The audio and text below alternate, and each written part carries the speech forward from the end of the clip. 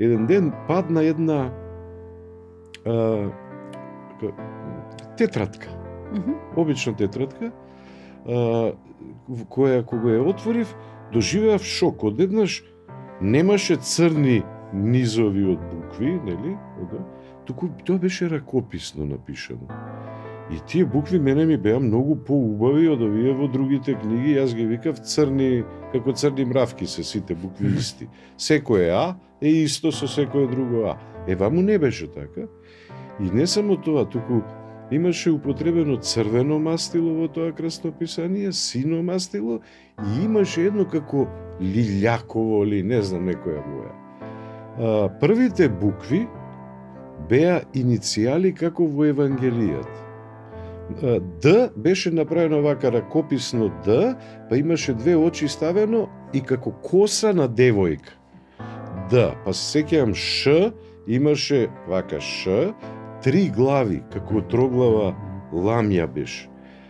К беше направено како конј кој се кренал на задните копите. И мојата фантазија, значи од гледайте сега неписмен човек, неписмен. Како Марија Египтјанка, што не била писмена, нели? Гледайте сега што прават тие букви.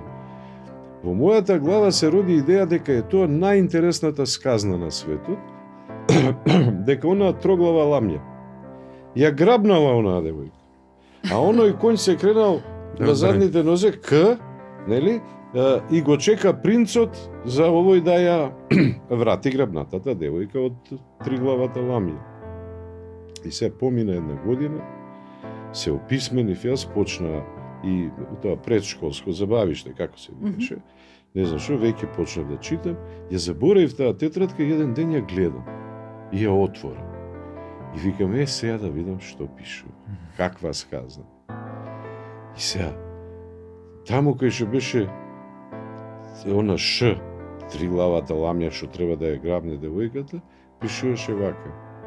Шеќерот ставете го да се топи на тавче на температура од толку и толку степени. Кај што беше девојката убава, а имаше и две солзи нацртани. Доматите добро исечете ги на ситни парчиња. Тоа бил готвачот на мојата баба Слободанка од Штип. И се гледайте, ја доживеав страшен шок.